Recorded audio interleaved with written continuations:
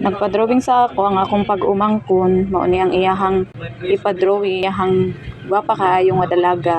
Nihangyo pud siya na siya nga magpa-drawing ko, nya libre ra. Nya anak ko na mahal ba ya ang art math? Sige ra kay ihatag ra nako sa imong barato. Imbis na 350, gihatag na lang nako og 300 kay pag umangkon man. Barato ra gyud atong hatag, presyong Divisoria.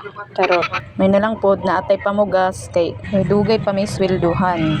Kay maupay pagbalik namo gikan sa probinsya. Para sa mga gusto magpa-drawing diha, PM lang mo sa ako andam ko moalagad kaninyo. Ingon pa nila pag mahal mo ipa-drawing mo. Ang ako tay gigamit diha ang art math is charcoal pencil tapos graphite pencil nga HB o 4B. Ang HB mo'y akong gigamit sa pang skin tone tapos i-blend na ko siya o kanang brush niya. Ang akong gigamit sa uniform niya is mao ang white nga charcoal pencil. Tapos sa mga shadow gigamitan ako siya o HB nga kanang graphite pencil. Kay medyo light lang man ang ato ang reference, so gamitan nato siya o 4B nga pencil kay light ra man ang agi aning 4B. Pag human, i-blend dayon og brush sama ang akong gigamit diha. Na-realize na ako nga mas dali di ay mag-drawing aning garment kung gamitan di ay siya og brush. Ang akong gamit nang sa una mag-blend is kaning blending stamp nya. Dili man ako siya makuha gyud, so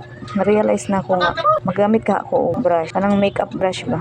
Tugay na gid kaayo ning ako ang makeup brush diri, wa lang gid nako gamita. Nya para dili magkampat-kampat ang atong agi, gamit ko og kanang tissue kay para limpyo ang atong agi. So mao ra to mga kahinang. Salamat sa pagtan-aw. To God be the glory.